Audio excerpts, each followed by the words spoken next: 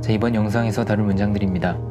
먼저 자기 나름대로 표현해 보시는 거 잊지 마시고요. 첫 번째 문장은 그거 내 놈 짓이지, 그거 네가 한 짓이지 라는 문장입니다. 반말이겠죠. 일본어로 옮기자면 소레떼 오마에노 시와자다로가 됩니다. 이 문장 하나에 꽤 중요한 포인트들이 몇 개 있습니다. 우선 일본어로 너, 니라는 말은 오마에입니다. 이 업무적 관계로 일본인들과 만나는 분들은 이 말을 쓸 일이 없겠죠. 꼭 이 오마에라는 말이 상대를 낮춰서 부르는 말은 아닙니다. 이 친한 사이에서 상대를 지칭할 때 오마에라고 부르는 사람도 있고, 이 윗사람이 아랫사람을 부를 때 쓰는 경우도 가끔씩 있습니다. 욕이 아니에요. 형제 사이에서도 형이 동생에게 오마에라고 많이 부릅니다. 물론 일본에서는 이름을 부르는 게 가장 좋고 예의를 차린 표현이 되겠죠. 이 시와자라는 말은 한국어로 하면 짓이라는 뜻이 됩니다. 사람한테 쓰면 살짝 비속어 같은 표현이 되겠죠. 이 한 일이라고 하면 야타코토 라는 말도 있는데, 상대가 한 일이 마음에 안 들 때 이 시와자라는 표현을 쓰겠죠. 한국어에서도 마찬가지죠. 한 일과 한 짓은 확실히 느낌이 다르겠죠. 여기서 무엇 짓에 해당하는 말이 시와자입니다. 맨 뒤에 다로라고 한 이유는 이 발언이 추측성 발언이죠. 네가 한 짓이지라고 묻는 상황입니다. 이 다로랑 같다고 보셔도 되는데, 이 짧게 쓰는 다로는 내가 거의 확신에 차서 상대에게 묻는 경우에 많이 쓰입니다. 반면에 이 긴 다로는 묻는 경우가 아닌 자신의 생각을 추측성으로 말하는 경우에 많이 씁니다. 아시타와 하레다로, 내일은 맞겠지라는 표현이 되겠죠. 이 다로를 부드럽게 표현한 게 데쇼입니다. 다로라고 확신에 차서 묻는 경우에는 데쇼가 되겠죠. 이 표현만 단독으로 사용하기도 합니다. 그런 거죠? 라고 상대한테 또다시 물어볼 때 사용하는데요. 데쇼? 맞지? 그런 거지. 다로? 그치? 그런 거지. 라는 뉘앙스가 됩니다. 여러 문장들을 듣다 보면 감이 옵니다. 하나하나 외우실 필요도 없고 잘 외워지지도 않습니다. 그냥 듣고 넘어가세요. 그리고 하나 더 살펴볼 건데요. 이 소레떼 라고 표현을 했습니다. 말할 때 자주 쓰는 구어체인데요. 소레와 라고 해도 문제는 없습니다. 이 더 쉬운 예를 들어볼게요. 이거 얼마죠? 라고 물어볼 때 고레와 이쿠라 데스까? 이게 교과서적인 표현이죠. 맞습니다. 하지만 실제로 물어볼 때 고레떼 이쿠라 데스까? 라고 물어봅니다. 한국어로 바꿔서 표현하자면 가게에서 이게 얼마냐고 물어볼 때 이거 얼마예요? 라고 물어보죠. 이것은 얼마예요? 라고 물어보면 살짝 책을 읽는 듯한 말투가 돼서 위화감이 느껴지죠. 마찬가지입니다. 저게 뭐냐고 물어볼 때도 저거 뭐죠? 라고 물어보죠. 저것은 뭐죠? 라고 물어보면 살짝 어색한 경우가 있습니다. 마찬가지입니다. 아래와 난데스까? 라고 하셔도 되는데 보통 아래 때 난데스까? 라고 말을 많이 합니다. 미묘한 뉘앙스의 차이예요. 실제로 일본인들은 이 표현을 많이 쓰니 알아두시고 넘어가세요. 두 번째 문장은 정보가 들어오는 대로 알려드리겠습니다 라는 표현입니다. 말할 때도 쓰지만 메일 등에서 많이 쓰는 표현입니다. 일본어로 표현을 해보자면 조호가 하이리시다이 조호 텐카이 사세테 이타다키마스가 됩니다. 정보가 들어오다는 일본어로도 조호가 하이루 라고 합니다. 한국어와 똑같겠죠.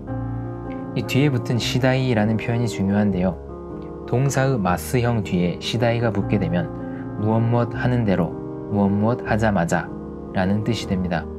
이 의미로 쓰이는 시다이를 쓸 때는 뒤에 콤마를 붙이고 한 칸 띄워준 후에 다음 문장을 적어줍니다. 이 문장에서는 들어오다라는 의미의 하이루의 마스형인 하이리에 시다이를 붙여서 정보가 들어오는 대로 라는 의미가 된 거죠. 또 한 가지 자주 쓰이는 예문으로는 누군가에게 전화를 걸었는데 부재 중이라고 합니다. 이 경우에 돌아오자마자 연락 주시겠어요? 라는 표현으로 모도리시다이 렌라크 모라에마스까? 라고 표현할 수 있겠죠. 잘 안 쓰일 것 같은데 이 시다이 의외로 메일 등에서 굉장히 자주 쓰이는 용법입니다. 회화에서는 그렇게 많이 쓰이지 않아요. 보통 모도테 키타라 렌라크 모라에마스까? 라고 많이 하겠죠. 물론 시다이를 쓰면 무엇 하자마자 바로 라는 의미가 좀 더 강해지겠죠. 마지막으로 이 문장을 경어로 바꾼다면 오모도리 시다이 고랭라크 이타다키마스까? 라고 할 수 있겠죠. 자, 그리고 이 시다이가 명사 뒤에 붙어서 쓰일 때는 의미가 바뀝니다. 무엇 나름이다, 무엇에 달려있다 라는 의미가 되는데요. 아시타노 교지와 텐키 시다이 데스네 라고 하면 내일 행사는 날씨에 달려있네요 라는 의미가 됩니다. 날씨가 좋으냐 나쁘느냐에 따라 행사가 성공적으로 운영이 될지 안 될지가 달려있다는 뜻이 되겠죠. 아나타 시다이 라고 하면 영어로 하면 up to you, depends on you, 너한테 달려있다. 즉 너가 결정권을 가지고 있으니까 너가 어떻게 정하느냐에 따라 바뀐다 라는 의미를 내포하고 있습니다. 당신이 정하라는 얘기죠. 이 명사 시다이라는 의미는 시다이 앞에 붙은 명사가 중요한 결정권을 지니고 있다 라고 생각하시면 됩니다.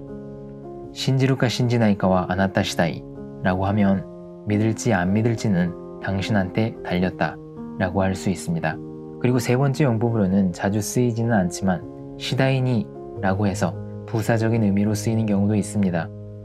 뒤에 니가 붙어서 시다이니, 점차, 차츰, 점점 이라는 시간의 경과에 따른 점증적인 증가의 뜻으로 쓰입니다. 카세가 시다이니 찌요쿠나루, 바람이 점점 세진다 라는 의미가 되겠죠. 자, 여기에서 이 시다이라는 표현은 개인적인 경험상으로는 회화에서는 잘 안 쓰입니다. 문서나 소설 등에서 보고 의미만 이해할 수 있을 정도로 뜻만 알아두시면 될 것 같아요. 회화에서는 단단, 점점이라는 말을 많이 씁니다. 카세가 단단 찌요쿠나루 라고 할 수 있겠죠. 자, 시다이의 세 가지 용법을 정리해보자면 동사 마스형 뒤에 시다이는 무엇 하는 대로 무엇 하자마자 라는 의미로 쓰인다. 그리고 명사 뒤에 시다이는 무엇 나름이다, 무엇에 달렸다 라는 의미로 명사에 의해 무언가가 결정되는 경우에 쓰인다. 그리고 세 번째 부사로 쓰이는 시다이니, 이것은 점점이라는 뜻으로 시간의 경과에 따른 점증적 증가를 의미한다 입니다. 실제로 일본에서 사용되는 빈도를 살펴보자면 첫 번째 의미의 무엇 하는 대로 무엇 하자마자 라는 말이 많이 쓰이고요. 무엇 하기 나름이다 라는 표현이 그 다음 정도입니다. 그리고 시다이니는 그다지 안 쓰인다고 생각을 합니다. 물론 이 JLPT 1급에서는 구분하는 문제로 나올 겁니다. 확실하게 구분해서 외워두시는 게 좋습니다. 자, 그리고 마지막으로 한 가지 더 표현이 있습니다. 보통 JLPT에서는 앞서 언급한 세 가지 용법만이 다루어지는데 실제 현지인들은 또 다른 의미로도 또 다른 용법으로도 사용을 하고 있는데요. 이 동사 뒤에 오는 시다이 데스 라고 붙이는 경우가 있습니다. 동사의 마스형이 아니라 그냥 동사의 기본형, 과거형에 붙이는 시다이입니다. 지금 현재의 어떤 상황에 대한 이유, 과정 등을 설명하고 그래서 이러이러하게 된 것입니다 라고 말을 할 때 시다이 데스 라고 붙이는 경우가 있습니다. 무엇 된 것입니다 라는 의미가 되겠죠. 이것은 경어체적인 표현으로 윗사람한테 말을 할 때 쓰이는 표현입니다. 대부분 사용되는 건 메일에서 사용된다고 생각을 하는데요. 진신지코니 요리電車が 1時間遅れてこのように出社が遅れた次第です。 자, 인명사고로 인해 열차가 1시간 늦어져서 이렇게 출근이 늦어지게 된 것입니다. 앞에 과정, 원인 등을 설명하고 그래서 늦어지게 된 것입니다 라고 할 때 이 시다이 데스를 썼죠. 恐縮ですがメールでご連絡させていただいた次第です라는 예문을 한번 보죠. 문장 앞에 어떤 이유를 썼겠죠. 어떤 이유나 상황이 있어서 전화나 만나서 할 내용의 이야기를 메일로 보내게 되었습니다 라는 말을 하고 싶은 거죠. 죄송하지만 메일로 연락하게 된 것입니다 라고 예문처럼 표현하기도 합니다. 한국어로 직역을 하자면 살짝 어색해지는 부분이 있기는 있습니다. 앞에 어떤 상황에 대한 과정과 이유가 오고 동사의 기본형, 과거형 뒤에 붙어서 무엇 된 것입니다 라는 의미로도 쓰인다는 걸 알아두시면 될 것 같아요. 이 JLPT 공부가 목적이라면 앞에 언급한 세 가지 용법만 알아도 충분합니다. 저 또한 일본에 오기 전까지는 세 가지 용법밖에 몰랐고요. 하지만 이 시다이라는 표현을 완벽하게 이해하고 싶다 라고 하시는 분들은 마지막 표현도 머릿속에 넣어주시는 게 좋습니다. 종종 사용되는 표현입니다. 자, 시다이 용법에 대한 설명이 길어졌는데요. 마지막으로 세 번째 문장입니다. 양다리를 걸치는 여자 어떻게 생각해? 어렵지 않겠죠? 자, 양다리를 걸치다 라는 표현을 짚고 넘어가려고 합니다. 일본어로 옮기자면 후타마타 오카케루 온나 도우모 라고 할 수 있습니다. 이 남자라면 오토코를 넣으면 되는 거겠죠. 양다리를 걸치다는 후타마타오 카케루입니다. 3명과 동시에 사귀는 경우에는 산마타오 카케루가 되겠죠. 그리고 뒷부분 어떻게 생각해? 라는 건 상대의 의견을 묻는 거죠. 도모 라고 말해주시면 됩니다. 막상 발음이 명백하지 않은 일본인한테 이 문장을 들으면 문장이 너무 짧아서 뭐라고 하는지 잘 알아듣지 못할 때가 많습니다. 도모라고 들리죠. 이 억양 자체가 도모와는 다릅니다. 신뢰합니다, 감사합니다 라는 의미를 지닌 도모는 도모이고요. 어떻게 생각해는 도모라고 하면서 끝부분이 올라가죠. 알아만 두시면 문제없이 들릴 거라고 생각을 합니다.